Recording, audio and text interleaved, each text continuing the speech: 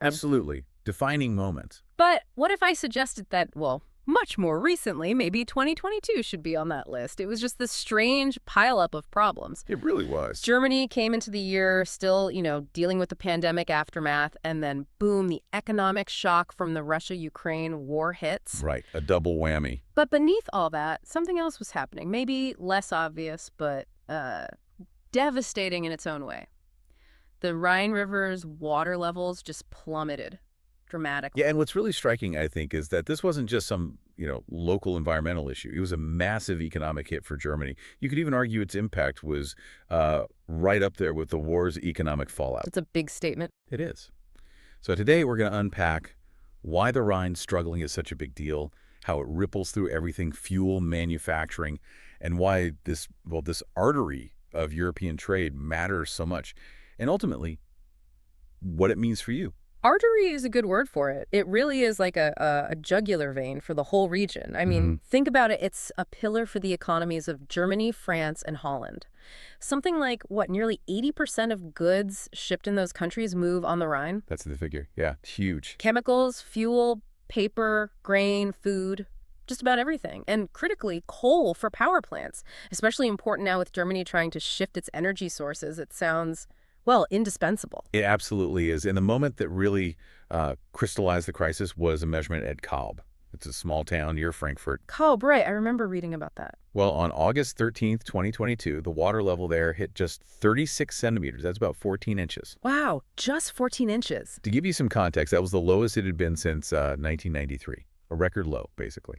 Okay, so you mentioned Kalb, that specific spot, and that incredibly low number. For those of us, not in the shipping world, why is that number at that place such a massive red flag? It sounds small, but the implications are huge, right? That's exactly the issue. See, Yeah. that 36 centimeters isn't the river's total depth everywhere. It's a specific navigation marker. It tells ships how much they can safely load. Ah, And when we talk shipping, there are two key things. Draft, how deep the ship actually sits in the water, right. and air draft, the space from the water up to the top of the ship, which matters for getting under bridges. Gotcha. So when that water level marker is super low, ships just can't carry a full load. They have to lighten up, sometimes drastically, to avoid hitting the riverbed, especially in areas where the river is naturally shallower, even if other parts are deeper. And that's where the real sort of practical problem kicks in. It's not just the number, it's what ships can actually do, or rather can't do. Exactly right. And this creates what we call a multiplier effect. It's massive. Okay, explain that. Multiplier effect. Imagine you're carrying groceries. Normally, you make one trip from the car, arms full. Yep. Now imagine the path is suddenly really narrow and treacherous, so you can only carry one bag safely at a time. You'd end up making, 4 or 5 trips instead of one? Right, exhausting and inefficient. That's basically what happened on the Rhine, but with millions of tons of goods. A ship that usually takes its full cargo in one go might suddenly need 4 trips to move the same amount. 4 trips? Yeah. If a ship needs, say, 40 centimeters minimum to operate safely, well, at 36 centimeters, it's basically crippled. They have to slash their load, which makes every single journey way less efficient and way more expensive. So let's talk cost. What did this actually mean for, people's wallets? Well, the immediate hit was soaring costs.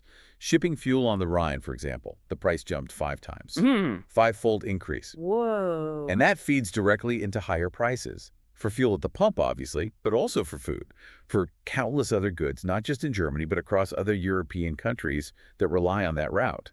It's not abstract. It hits daily life. And the bigger picture, the wider economy. Well, think about it. Less stuff moving, and moving it costs way more. This put huge pressure on Germany's energy sector, which, remember, was already under strain because of the war in Ukraine. Right, the timing was terrible. Exactly. And this isn't small change we're talking about. Normally, something like 80 billion worth of goods travel on EU waterways. Disrupting that artery, it sends shockwaves. It's a significant economic blow. Which leads to the obvious question. Couldn't they just, shift things to trains or trucks? Aren't there backups for something this vital? You'd think so, wouldn't you? Yeah. But the reality is pretty stark. First, Germany's rail network, it was already running at basically full capacity. No wiggle room? None. It simply couldn't absorb the sheer volume of freight that the Rhine carries. Imagine trying to suddenly divert all that traffic. The system just isn't built for it. Okay, so rail was out. What about trucks? That's the second problem. There's actually a major shortage of truck drivers in Germany, and across Europe, really.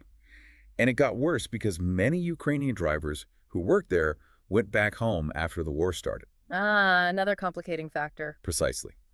So neither trains nor trucks could realistically pick up the slack from the Rhine. They were stuck. So it wasn't just about higher costs for consumers then, it actually threatened production itself. I remember hearing about BASF, the huge German chemical company. Yes, exactly. BASF warned they might have to cut production. Why? Because they couldn't get the raw materials they needed, many of which arrived via the Rhine. How quickly do those kinds of impacts hit big companies? Oh, very quickly. Supply chains are tight. And this wasn't just BASF. Moody's, the credit rating agency, specifically pointed this out. They forecast rising costs, particularly for chemical companies clustered along the Rhine, Germany's industrial heartland. Because they're right there, totally dependent on the river. Totally dependent. If the materials don't flow in, production grinds to a halt. Simple as that. Now, you mentioned the low in 1993, but wasn't there a more recent low water situation? I feel like I remember something around 2018. You're absolutely right. There was a similar problem in 2018, though maybe not quite as severe as 2022. And what happened then? Was Germany better prepared this time? Well, that 2018 event cost the regional economies over 5 billion euros. So the impact was known. But the challenge is these are often treated as, extreme, maybe once in a while weather events. Right. Hard to justify massive investment for something rare. Exactly.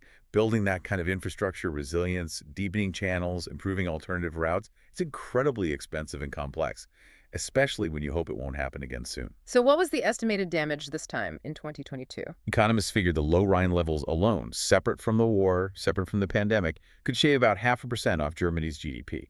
0.5%. That's a huge hit from just one river. It really is. It just underscores how vulnerable even a major, robust economy can be to these, forces of nature. So basically the only quick fix for the rain crisis is lots of rain and cooler weather. Pretty much. Abundant rainfall, Yeah. lower temperatures to reduce evaporation, things that are, completely outside anyone's control. So wrapping this up then, it's really clear that 2022 was this unique storm of problems for Germany. And the Rhine crisis, maybe overlooked by some, was a massive economic weak point. Absolutely. It really drives home that artery analogy. Its health matters for so many industries, and like you said, for the daily lives of millions, even beyond Germany.